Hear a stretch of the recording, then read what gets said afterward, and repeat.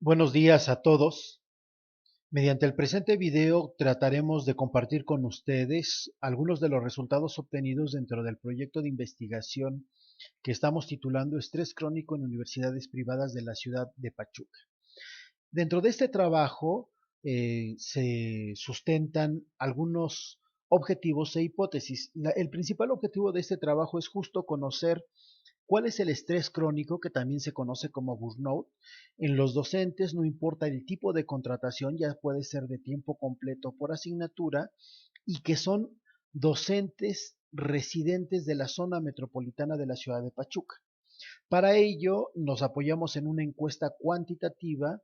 Se levantan 960 cuestionarios. Esta encuesta puede diferenciar por sexo, es decir, conocer los comportamientos de hombres y mujeres. Tiene un 95% de confianza, 5% de error y 20% de no respuesta.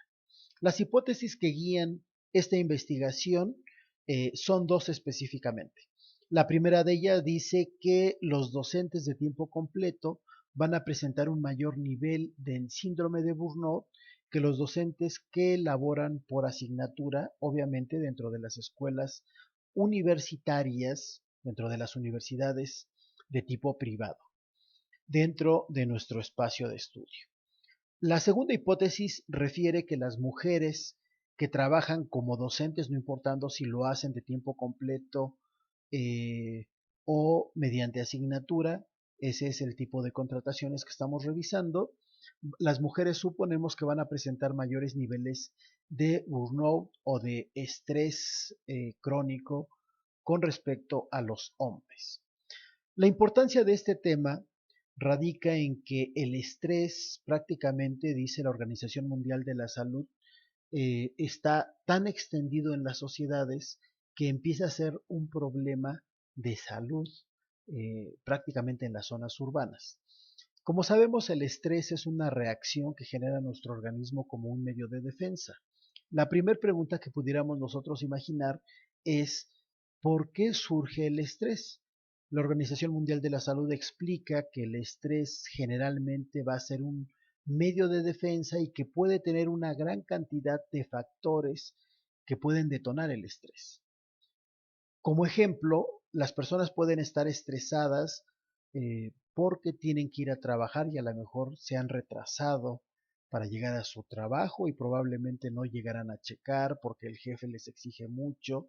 Los niños tendrán estrés porque los profesores son exigentes. Las señoras tendrán estrés porque van manejando y hay una gran cantidad de tráfico. Es decir, hay múltiples aspectos que pueden detonar el estrés. El problema de que tengamos estrés es que como es un medio de defensa, un mecanismo de defensa de los organismos, entonces esto a la larga afecta una gran cantidad de órganos, el corazón, los riñones, de las cuestiones mentales. La Asociación Americana de Psicología en los Estados Unidos dice que el estrés está generando una gran cantidad de problemas mentales en la Unión Americana y que está teniendo impactos diferenciales tanto en hombres como mujeres. En ese sentido, algunas investigaciones de Kennan y de Hippo dicen que las mujeres prácticamente tienen una mayor tendencia a desarrollar estrés 2 veces a una con respecto a los hombres. Los estudios también revelan que en América Latina el estrés laboral está creciendo de manera importante y también está impactando en los factores psicosociales.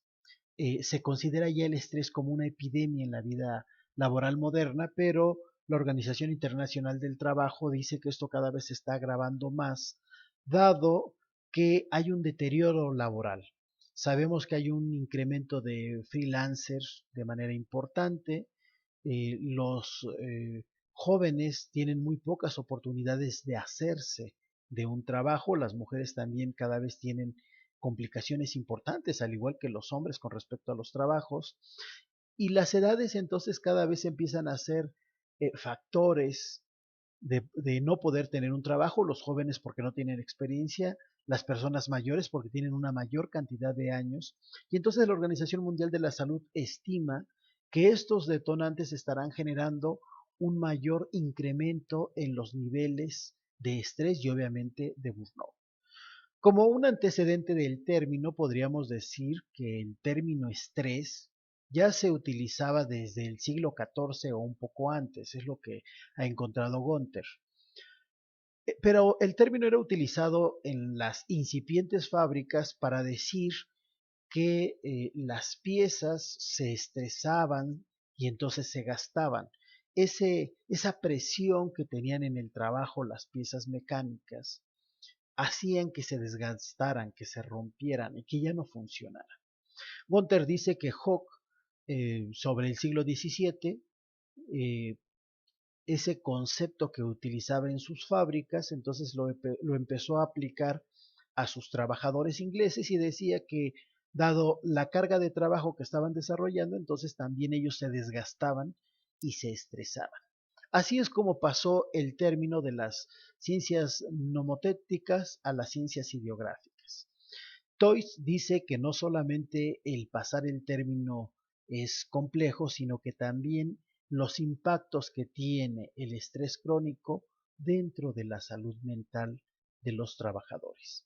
Y en ese sentido podemos concluir que una gran cantidad de investigadores han llegado a la conclusión que el estrés produce temores, ansiedad, depresión, problemas con el sueño, con chasquir los dientes, problemas en la alimentación, en las cuestiones fisiológicas, a tal grado que cuando tenemos estrés y si lo detectamos es posible sanar si la fuente que genera el estrés es eliminada, pero cuando el estrés crónico se convierte en burnout, cuando tenemos estrés crónico, entonces ya no es, ya es imposible eliminar el burnout. Tal vez podríamos disminuirlo ligeramente. Entonces eso es lo grave del estrés crónico. Tenemos que revisar forzosamente a Cristina Maslach como un antecedente, ya que es la madre de los estudios del burnout. Ella se dio cuenta y llegó a la conclusión que el estrés laboral crónico es sinónimo del burnout. En ese sentido, Maslach y Jackson lograron identificar tres etapas de lo que va a ser el síndrome de burnout. El primero que es el agotamiento o el cansancio, la segunda etapa que es la despersonalización. La primera de ellas se va a caracterizar porque el trabajador tiene una pérdida de energía desproporcionada con respecto a lo que hace y entonces llega del trabajo pero siempre se siente cansado. En la segunda etapa empieza a ser hostil con respecto a las personas que le rodean. Algunos estudiosos dicen que es una manera de enfrentar el estrés, entonces eh, se vuelve difícil con las personas que le están rodeando en sus actividades, que pueden ser los alumnos, que pueden ser las personas que atiende. Y en la tercera etapa del burnout le va a generar un alejamiento, eh, no solamente con las personas de su trabajo, sino que también con la familia, con las personas que le rodean. Y en ese sentido, terminará, dice Maslach, refugiándose en el escenario que le produce el estrés crónico y que va a ser el trabajo. En ese sentido, podríamos hacer algunas conclusiones, entre ellas, que nos dicen algunos autores, existen profesiones que son mucho más estresantes que otras. Como característica general, podríamos decir que el estrés va a estar producido por, profesiones en donde se tiene una relación laboral con otras personas, como pueden ser la docencia, como pueden ser las cuestiones de salud, el médico, la enfermera, o también aquellas en donde hay una prestación de servicios, o incluso también se ha encontrado burnout en las personas que están insertas dentro de la burocracia, justo por el trato con distintas personas que deben de estar atendiendo. Algunos estudios de burnout y profesorado universitario demuestran que la relación entre el profesor y los alumnos va a generar ese estrés crónico que conocemos como burnout. Tenemos una cantidad importante de trabajo, sin embargo, vale la pena destacar, no podemos platicar de todos por el tiempo, pero en el caso de Brito, de Rodríguez y Sánchez y de García, Escorcia y Pérez, encuentran que en algunos trabajos de burnout en universidades, si bien es cierto, se presenta, no depende necesariamente de la relación de los alumnos que tienen con el docente. Encuentran que existen una gran cantidad de factores que afectan e impactan en el burnout. Por ejemplo, los salarios bajos, la exigencia de los reportes, de una cantidad excesiva de trabajo administrativo, de una cantidad importante de docencia o de una acumulación en la investigación que entonces genera un exceso de trabajo y que les está generando burnout. Algunos otros trabajos también encuentran que el burnout está además asociado a otros factores extraescolares y no necesariamente la relación, como decíamos, con los alumnos. En ese sentido, daremos algunos resultados que consideramos importantes y los iremos interrelacionando con algunas de las teorías que hemos planteado. Aquí en este cuadro número 1 observamos el ingreso reportado por los docentes de las universidades privadas y nos podemos dar cuenta que de 2.651 a los 13.255 pesos prácticamente condensamos al 80% de los docentes. Entonces, en cierta medida, algunas correlaciones que estuvimos trabajando nos muestran que se sugiere la relación entre un bajo ingreso y un aumento en el burnout, ¿no? Entonces ese es un resultado interesante. En el cuadro número 2 destacamos las tres fases del burnout que nos platica Maslach y Jackson, diferenciando si este es bajo, medio o alto entre hombres y mujeres. Ustedes recordarán, por ahí platicábamos de una de las primeras hipótesis en donde mencionábamos que las mujeres tendrían un mayor burnout que los hombres. Y en ese sentido, en el agotamiento emocional vemos que los hombres aparentemente tienen mayor burnout que mujeres, pero la despersonalización, ligeramente las mujeres tienen un mayor indicador, al igual que en la realización personal. Entonces, podríamos hacer una primera conclusión que aparentemente las mujeres estarían presentando un mayor desgaste, un mayor burnout que los hombres. Y aquí lo podemos ver claramente en este gráfico. Si bien es cierto, tenemos un grupo de personas que no tienen agotamiento dentro de ninguno de los tres niveles, en términos generales, eh, el agotamiento emocional es bajo, la despersonalización es baja, pero no así la realización personal.